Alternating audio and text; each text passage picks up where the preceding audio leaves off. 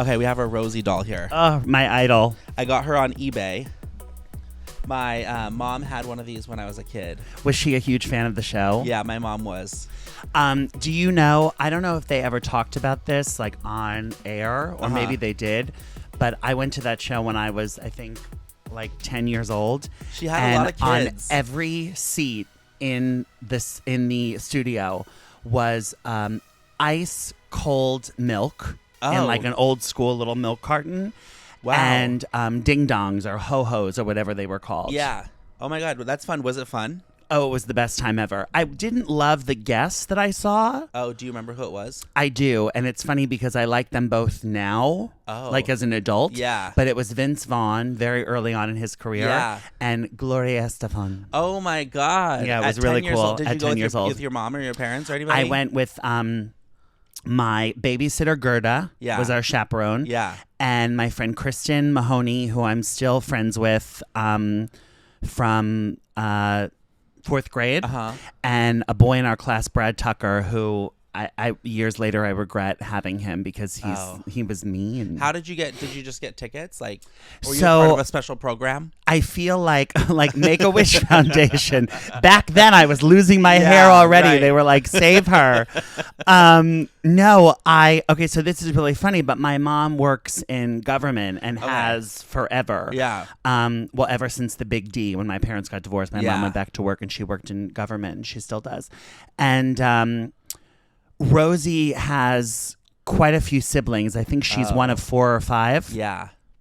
Her brother, Danny O'Donnell, is in government. Okay. I think he's a council member or something. And my mom was involved with him, and I was like, what? And so she finally asked him for tickets, and it was so great. That's so fun. And I would have loved to go to the Rosie O'Donnell show when I was 10 years old. All her episodes are on YouTube. Are they really? Like the whole episode. So I've been like binging the Rosie O'Donnell show. And I feel like as a kid, my mom really liked Rosie, and she had this. And I think I need to put batteries or something because she's supposed to talk. She says, Wait, really? You're a cutie patootie. Oh. You know? As a child, were you aware that Rosie was gay? I think I was as a young child. Okay. But I didn't know what gay was. I honestly think that I knew she was like, I felt like a kinship or something. Like I felt like you could relate to her. Yeah. I felt like I was always very aware, even though I was not like a 12-year-old, 10-year-old who was out. Yeah, right. But I felt like I always knew that she was gay, and even though I didn't come out until I was 18, which people laugh at, I feel like I always knew she was gay. And what's funny about going back now and talking to you about this childhood memory is that I remember Brad Tucker was like, she's not gay. Yeah. She's not gay. And I was like, this woman is butch. Yeah. Like this woman, like I hate to be negative, but like, what do you mean she's not gay? Yeah. She's a yummy, delicious lesbian. And years later she came out and I ran into Brad, I think at a party or something. And I was like, I told you Rosie was gay. And he was like, oh, no. Well, I remember the first time I heard the word gay, or the first time I heard it applied correctly, the principal of my elementary school was gay, a gay man, and my mom was friends with him because my mom was a teacher at the school. Is that how you got into the school? Yeah. Not because he was gay, but because your mom was friends and a teacher there. Yeah. And some kids were standing around the fence talking about how the principal was gay. And I had only ever heard gay as like, oh, you're gay. Yeah, that's gay. Like gay, like all means bad. Like it's just an insult. And I remember everybody was talking about how the principal was gay. And I was like, he's not gay. He's so nice. Like he's so cool. Like my mom's friends with him. And gay people are not nice and cool. And he's both of them. Yeah. And then they were like, no, what I'm saying is like he has a boyfriend. And I literally was like, boyfriend? Like I literally was like in 4th grade and I just had this whole moment. Revelation. Yeah. And then I realized what gay was. And then I just remember that being the first time I ever heard. So I knew a lot. I was like watching Rosie before I knew what word exactly gay was. Yeah. Yeah. I just thought it was an insult, like stupid or something. Okay. Yeah. So you're a comedian. Do you do other things besides comedy right now? You mean like cry? Yes, or like crying, singing, acting. I cry, I sing. Yeah. I've been auditioning a lot more lately, which is great because as you know, like I hate comedy. Book me on your shows. Comedian who hates comedy. And I'm really more of an actor. Yeah. So I mean that's where like my soul lies. Yeah. You know. And have you did you grow up doing acting? Like, were you? I grew up doing theater. Yeah, always doing theater. I was always in the plays, in school, after school, sleepaway camp. Yeah, I just like lived, breathed, ate, slept. Theater. Yeah. And I started doing stand-up. I don't know if we talked about this last time I was on this glorious podcast. Which Jimmy was on before. So if you're watching this episode, finish this episode because it'll be brand new. And then go back. Then go back, yeah. But acting. You What were was the acting question? As a kid. Well, I was just asking, like, have you always been an actor? Like you said, Oh, yes, I've always been an actor. And then I started doing comedy because my best friend, Glenn Fleary, who's an actor, was like, you should try stand-up. Yeah. And I started doing stand-up. Yeah. And I think now I sort of feel like, am I even a stand-up? Oh, what makes you think that? I've been going through this crisis lately. Do you feel lately. like it's because, I mean, you have your monthly show at Stonewall. Right. And it's Jimmy and his box of crayons. You have one coming up this week, right? Right. It is a great show. Thank you. But I remember you also did a show at Stonewall that was all you. Just you did me, the full hour. Yep. So one thing I wanted to ask you is like, which do you like better? Would you like producing the show? Would you like to do an hour of just yourself, or do you feel like it's easier to do a lineup? Or like, what are your thoughts on all of that? I feel like and I tell people I'm way too old to speak like this. Yeah. But if I could wave a wand and all of my hopes and dreams come true, I would probably just be a solo performer. Yeah. I mean, I would act and I would, like I would, no. I mean, like I would still be auditioning. Okay. I would, for waving my magic wand, like I would, like my dream has always been to be on like a series, like a Friends or a Seinfeld or something. That would be great. Sex in the City. Yeah. But in terms of performance, and to answer your question, I much prefer solo performing. Yeah. I think that's because, believe it or not, I feel like a loner. So being alone, is like better. my thing. Yeah. I love producing and I love hosting and I love doing a lineup. And I think the reason that I feel so drawn to that and that I enjoy doing it and I'm still doing it 5-6 years later or whatever, how long I've been doing these lineup shows, is because on top of feeling more like an actor than a comic, one thing I don't like about comedy, and I think we've talked about this before, is that I hate going to a show, paying $20 to get in, being told you have to get 2 drinks. And there's 14 people on the lineup, and the drinks are and they $11. all do 5 minutes, Yeah. and I leave and I'm like, he was good in the orange hat. Yeah. And the girl with the black curls, she was fantastic. Yeah. The host was funny. Yeah. The other 11 people sucked. Mm-hmm. Yeah. I mean, comedy's all subjective, obviously. Like, I'm sure that there are people who, see me and they're like, what a fucking loser. He's not funny at all. Although I find that hard to... No, I'm just kidding. No, I know. But so I like producing and putting my own show together. Yeah. Because nobody, with the exception of like maybe 1% for politics, no one on my show I view as like not funny or talented or even having like some sort of spark. Yeah. I had a comedian a while ago. She's a lovely person. Don't ask me who she is because I'm not going to tell you. Yeah. Her comedy does nothing for me. Yeah. I could watch her read the dictionary. Yeah. Because she's that charismatic. Okay. Yeah. And so I was tired of going to these comedy shows and leaving feeling like I just spent $75. Yeah. And like Seann and Julia were funny. Yeah. And everybody else sucked. Yeah. Right. And so that's why I now produce my own show. Yeah. And at a place like Stonewall, I find it a lot easier to convince people to come to Stonewall versus other locations. Venues, yeah. Do you find that? I do. Yeah. I will tell you, I do. And for several reasons, but mostly because people I know personally or people I talk to, they really like the venue just in general. Yeah. There are a couple comedy venues, and don't ask me because I'm not going to say names. Yeah. But I know that I've performed at places in the past, and I've told friends, and it's kind of funny. They've been like, yeah, I think we're going to wait until Stonewall or maybe somewhere else. I've been there. The seats are broken. The drinks are yucky. Yeah. And no. I know. Exactly. No, I agree. I think the venue makes a big difference, and also what you can say about the other acts too, because I've had some shows where I am performing and maybe I'm doing 30 minutes or whatever, but like I can't really vouch totally for the other performers, exactly, like the other people who are going to be on the show, which is really frustrating. And so as I continue on in my performance journey, the more ownership I can have over my own shows, the better, I think. Right. Just because do you know Jaden and Heather? Just the name. Just the name? Well, she did a Christmas show last year. It was at Good Judy in Brooklyn, and she asked me to open. So I went and did 2 songs or 3 songs.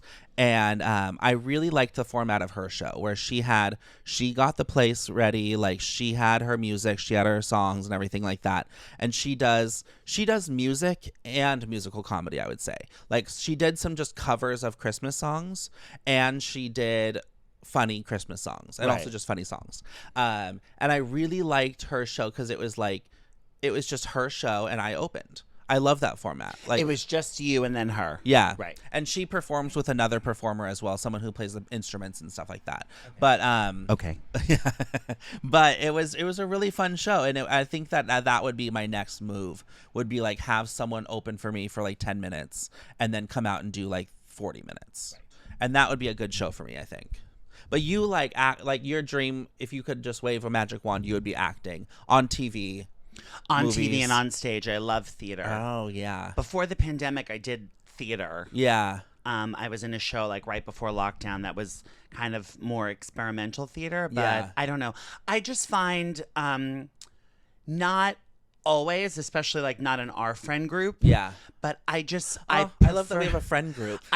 We do. Yeah. I prefer, I think actors get a bad rep sometimes, but I love talking to actors. Yeah, right. No, it's funny because it's similar to me. Like I love talking to musicians. Right. I don't know. Sometimes with musical comedy, the thing that I find impressive about just like straight up musicians is that they take themselves seriously. Do you feel that way about acting? Like that they take themselves seriously? Yeah, like I mean, someone for who's the a most dramatic part, actor is just a good actor. Definitely takes themselves seriously and really,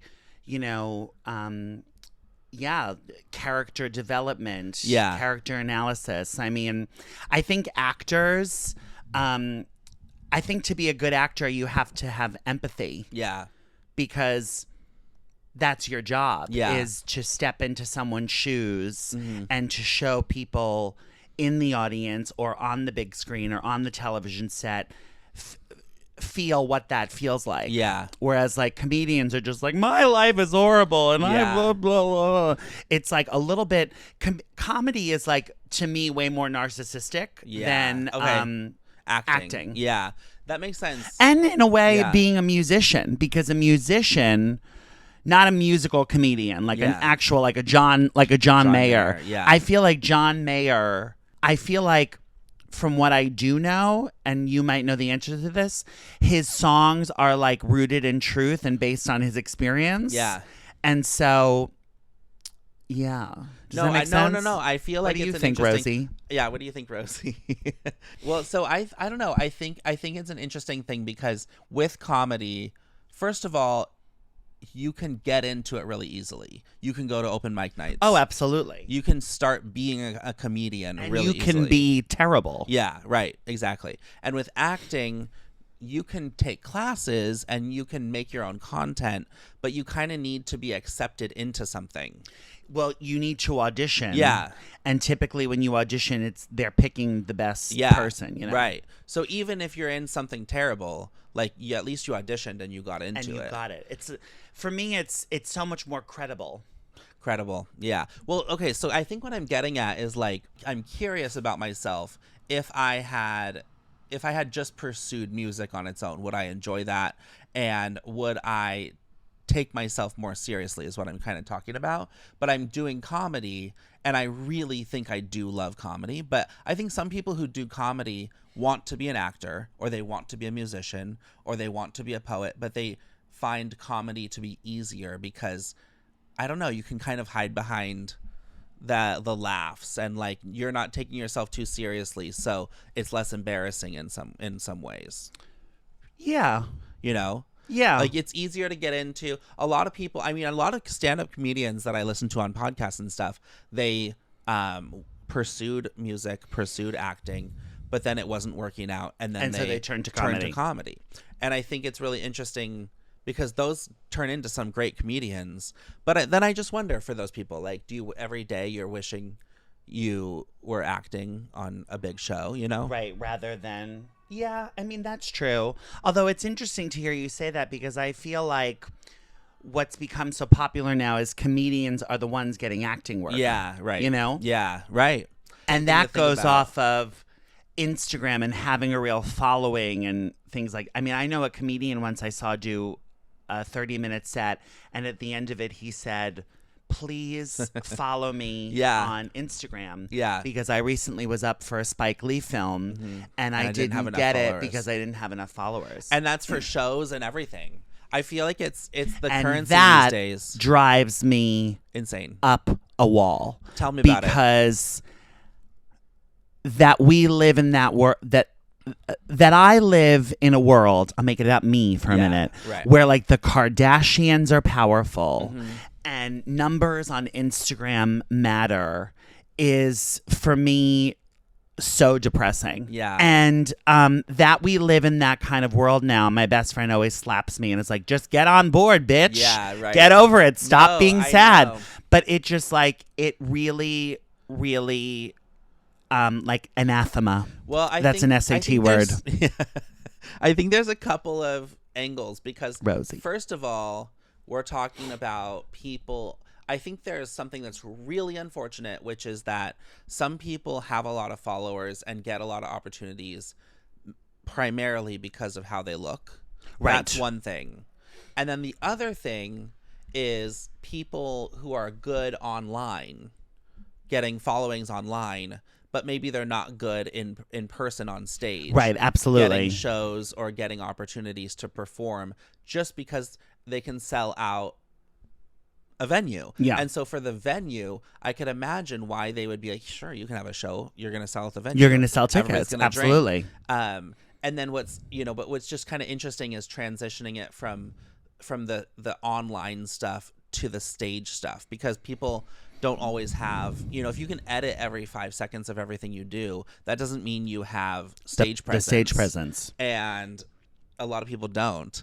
And then the other side of it is the looks thing, because I think that if you're getting a following mainly because of your looks, and a lot of people get followings, get people to get interested in them because of their looks. Like, yeah, especially like muscles. Yeah. Like hair. If you have good hair. Coochie good cutters, muscles, Yeah. Like you can get people interested, but I do think that it's weird when people can sustain that without having talent. Yes, that is miraculous. Yeah. But I feel like, it's kind of interesting to hear you say that, because some people that I know that are examples of that, their light has not dimmed. Yeah. And so good for them. Do you want to do more music? I mean, I take a weekly voice lesson. Yeah. And I do love to sing, but I don't ever consider myself to be really a singer. Okay. And some people agree, some people don't. Like you were at my show when I sang with Seann. So good. I mean, thank you. But it was so good because it was a moment, Like, it was a moment. It was a showman's moment, you know. Totally. But do I consider myself to be a singer? Yeah. No. Okay. Seann, yes. Yeah. No, I think it's interesting because I ask people, like, do you sing? And people have different levels of acceptance for themselves, and like they have different levels of criticism for themselves because they compare themselves to people who are really good, or like for me, like I think I'm a singer, you know, I sing and I like to sing and I'm pretty good at singing, but like you're probably just as good or better at singing than I am, but you don't consider yourself as much of a singer because you have a knowledge of some more of the classically trained, like some more of the like Broadway voices and stuff like that. Like for me, I like to sing and I like to say I'm a singer because I like singing and I like writing songs, and when I sing I like that people can hear what I'm saying, you know. And I don't have a problem calling myself a singer, but some people who are much better singers than me will be like, oh, I'm not a singer. That makes you one step ahead of everybody because that's rooted in confidence. That's the confidence. That's rooted in confidence. Yeah. A little bit of ignorance. Do you think, especially because you obviously have a spark, do you think, like, if somebody tomorrow, somebody asked me this once, and I don't know why, but I'm gonna ask you. If somebody tomorrow said to you, Ben, you have to look at this, and it was a piece of paper from the news, from Actors Access.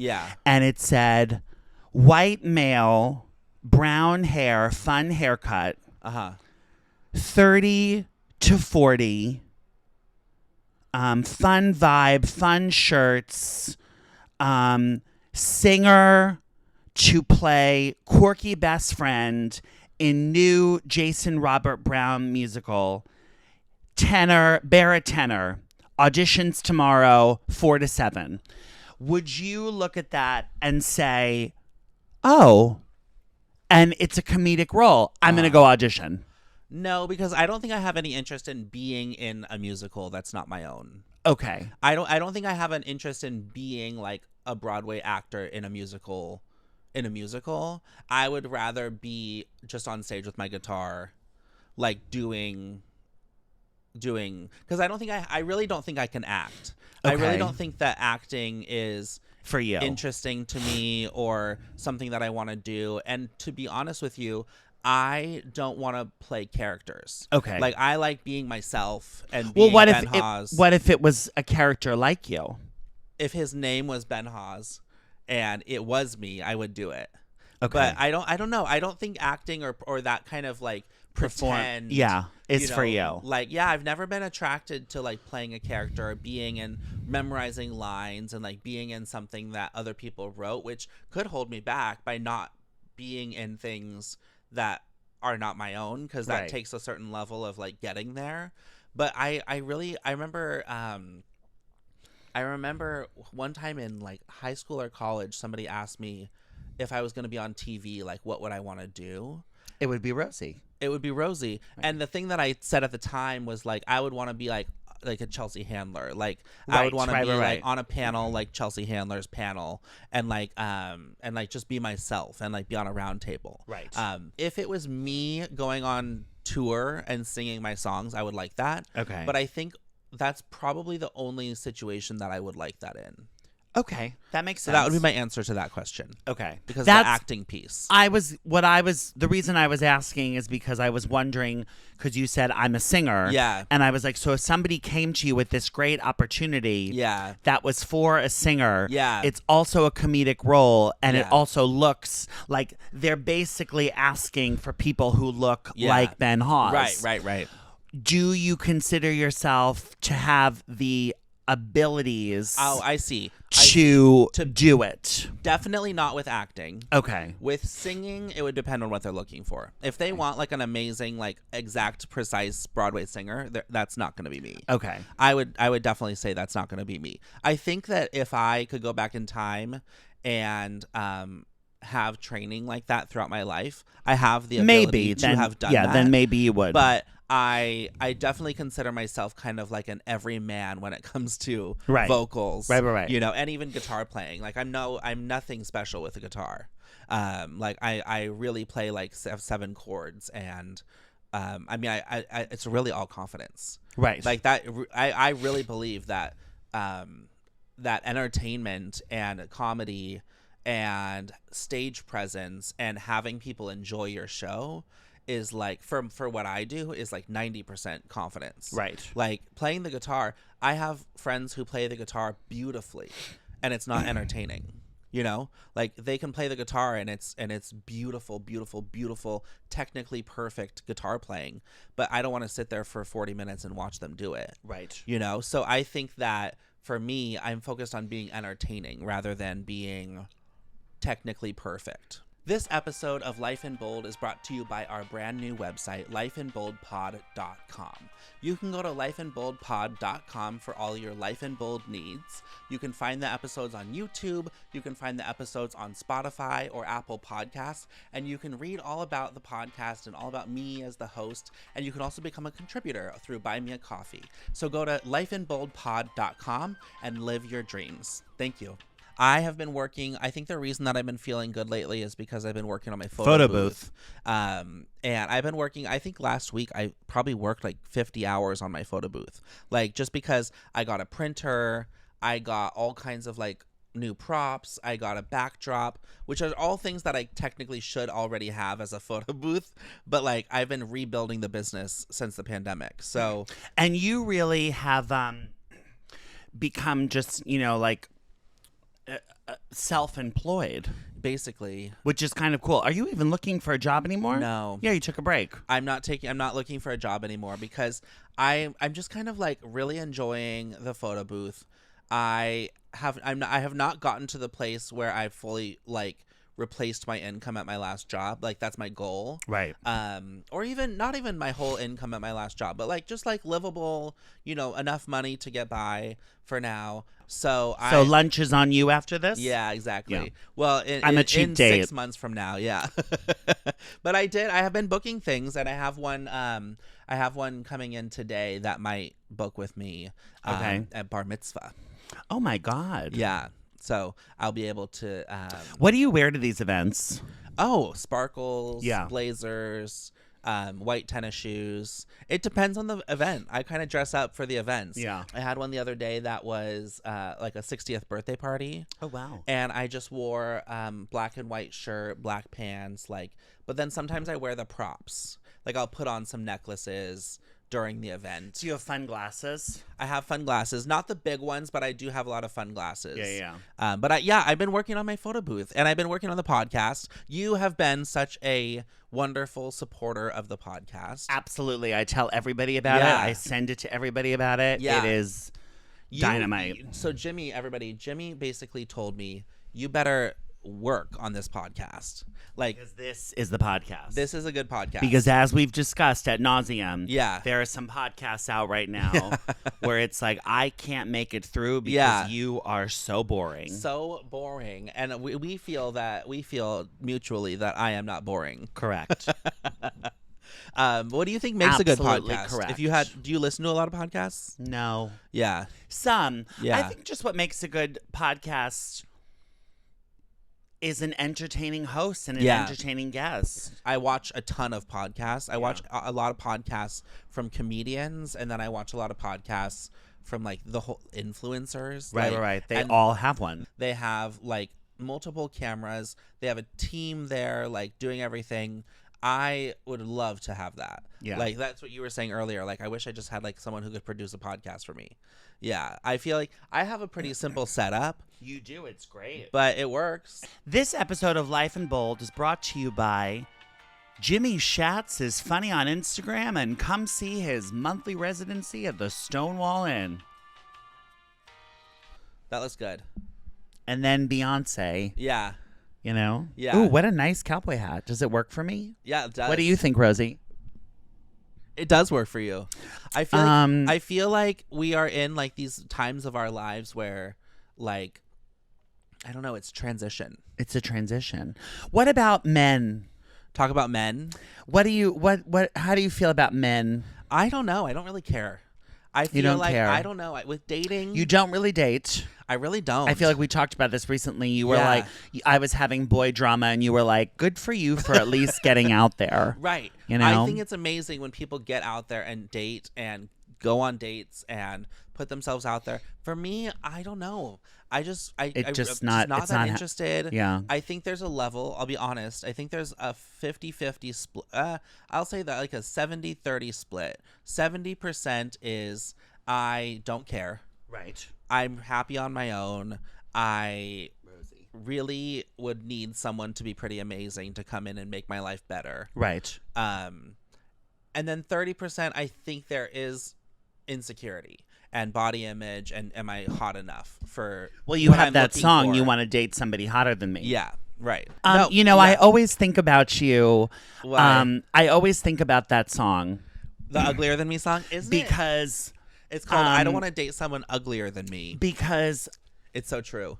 I've been like going after really, really attractive people. Yeah. And I've been having a lucky streak, even though it doesn't work out. Yeah.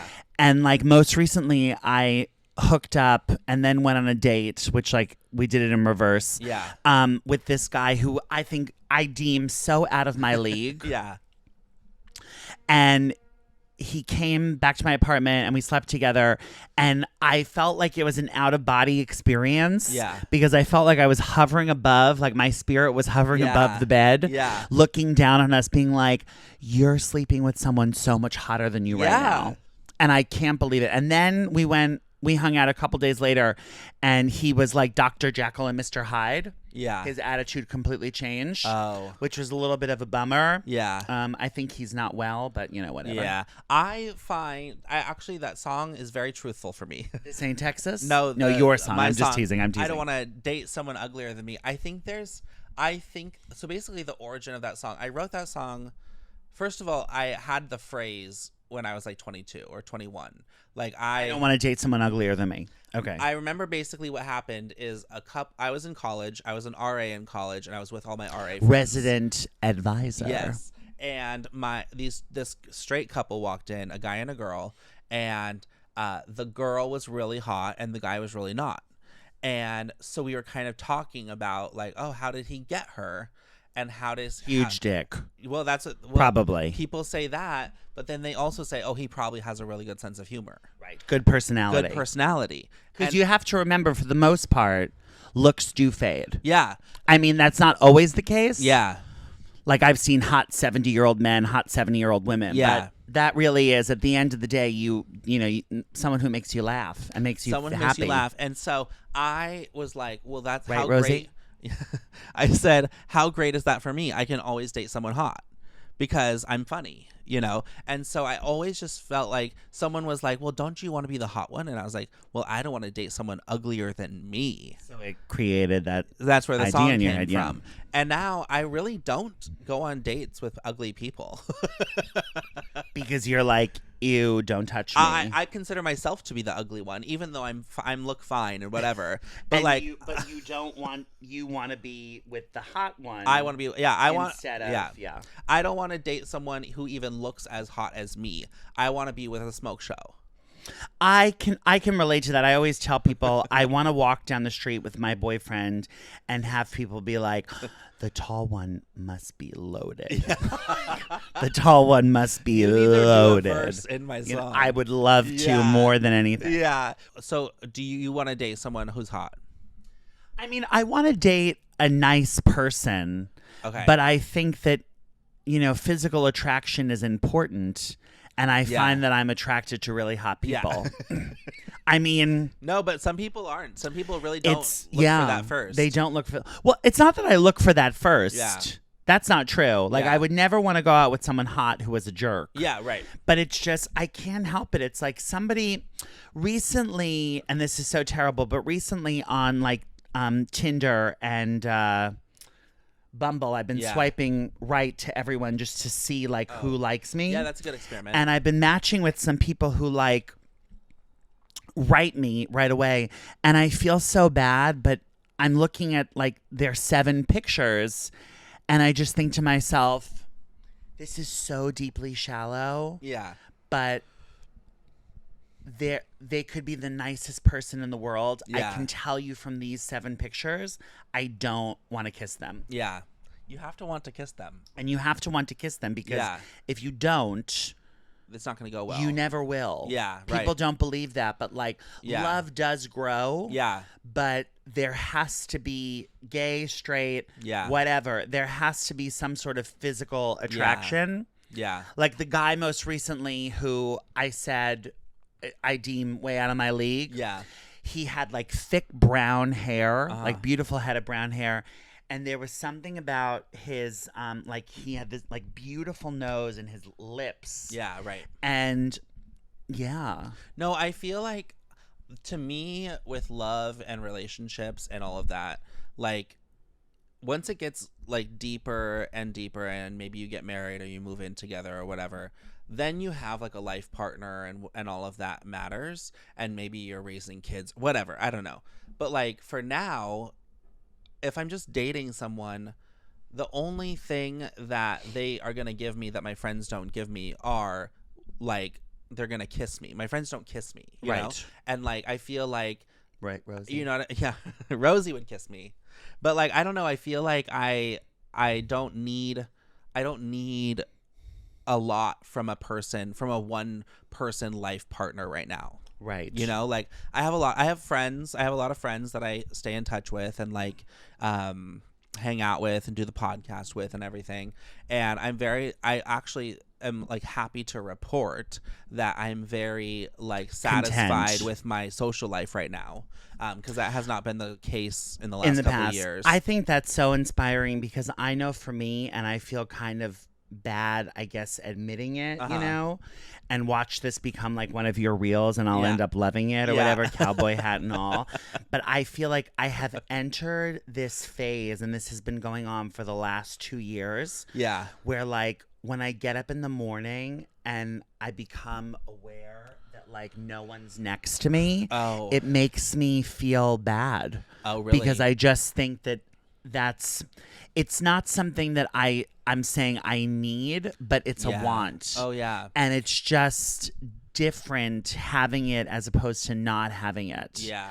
And I know I was involved with this guy for like a year and a half on and off, and he was so deeply troubled. Yeah. Like it's not even like it was a relationship. It was like, you know, he was involved. He was just so deeply troubled, and I was entangled with him for way too long. But at the end of the day, it was like so nice waking up with him. Yeah. And, you know, I don't know. I've never. Right, Rosie? I feel like I don't. That's my sign to myself. Like when I wake up in the morning, I'm not like longing for someone to. I actually think that I would hate sharing a bed with somebody and like sharing an apartment with somebody. Interesting. I really think that I would hate it. Are you like addicted to porn? Editing Ben here. Jimmy asked me if I'm addicted to porn, and I didn't want to talk about porn stuff on the podcast, but then it turned into a really interesting conversation. So I'm leaving it in because I think it's an important conversation to have. But there is a little bit of omitting of like my specific stats on my sex life, just because that's not what this podcast is about. But I do hope you enjoy the conversation. And I'm really happy that Jimmy brought it up because it's a really, I thought it was a really good conversation. So now back to the show. I was asking, even though you're going to edit this out, the reason I was asking, or you could edit out your answer, is I feel that porn has ruined our generation. Yes. Yeah, absolutely. And furthermore, and I'm sorry you're going to cut this out because this is very interesting to me anyway. One of the things that crushes me about the last 2 very attractive boys that I hooked up with, that then they went like they're whatever, is that they were the first 2 people in a really long time who weren't interested in like, ooh, role play. Our generation. What did they want? Normal sex. Oh, okay. Like, sometimes just being physical with someone and being regular and having a sexual experience it's always enough for me. But I feel like some people are like, you know, I meet people who are like, so like what if like I was the student and you were the professor and I was like, I'm an actor but I don't really have any interest in doing this with you, like please get off of me. No, I don't know, so you think the people this who ain't are Texas. The people who are addicted to porn are more into the role-playing stuff? Because they can't even like get off unless there's some sort of like, I'm more into... Rosie wanted to sit with me. I'm more into just the intimacy and like almost just having someone there than anything else. Right. So I'm really not like, I really am not like a big, like, I don't have a lot of sex or go on a lot of dates or like, it's just not important to you. I really don't like a one night stand. Right. And I feel like sex to me is like, it does feel like I want to really have a connection with somebody. Right. And I don't want to have a connection with somebody. Right. So I just kind of like, it's just not a huge part of my life. And then, like I said earlier, like the 30% of me is probably like, but if I felt amazing about how I look and everything, maybe I probably would be more out there. Yeah. I mean, I think that's pretty normal. I don't think that's crazy. Normal. It does feel more normal than people think. I think it's the opposite of crazy. You're right. Yeah. No, I think it is like, it does, because I have friends. Well, first of all, a lot of my friends from youth, from like high school, college and stuff, were straight. I didn't have a lot of gay friends growing up. Yeah. And so a lot of my girlfriends are now married and like maybe have kids or like whatever. And so for them, relating to them on anything sexual is just totally irrelevant. Because totally. It's they're yin married, and yang. They're married to a man. Like, they don't have anything to say about how long it's been for me since I've been sexual with somebody, but like, I feel like now that I'm meeting more and more gay friends and queer friends, I think that it's interesting because especially in comedy, I think a lot of people talk a lot about relationships, dates, and sexual stuff. But I think that the people who are joking about it the most are like kind of going on the least dates. Really? I kind of think so. I think people who are actually like cool and out there and doing they don't need thing, to talk about it. They're not, they're not talking about it. But I think like a lot of my songs are about men and dating and crushes and things like that. You're not going on dates. And I'm not going on dates, but it's like the fantasy. It's kind of, I live the dates through the music. Through my music. Yeah. I wish I felt a little bit more like you in a sense, because I know like for me, I can't not date. You have to date. I have to date. I have to keep meeting people. I have to, if I don't have, like, I'm such a hoe. Like, if I don't have, hey, I'm a hoe. If I don't have physical contact, like, if I don't have physical touch, like, after 3 days, I'm going to kill someone. Really? It's terrible. Yeah. I don't know what that is. And I don't know if that's, like, insecurity or a need for validation. The only thing I will say, though, and people don't believe me, is that as much as I need it and I thrive off of it and I feel weird if I'm not going on a date or I'm not this or I'm not that, I have never hooked up with someone that I wasn't into. Okay. And I feel like there are a lot of people who hook up just to hook up. That like they're lonely or they're this or whatever. Yeah. And like I have never hooked up with someone who I was not into. Me too. Yeah. No, I don't know. I feel like I don't think I'm... it's kind of like I feel like I'm a picky eater, like with food. Yeah. And I'm a picky dater. Like, I really feel like I can't just date someone. You can't just date someone to date someone. Yeah. I can't pretend to be into somebody.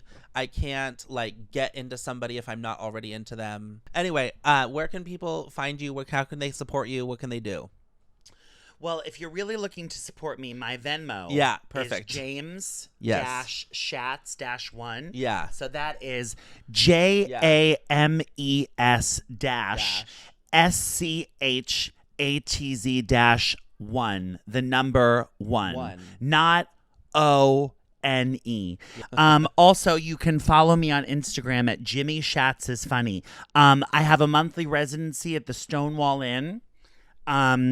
And that is on Christopher Street. The next one is this Thursday, but it's May 16th. Past. Oh, right, but it's going to be past. Yeah, so the next so one is you could come to June 4th, which is going to be a big show.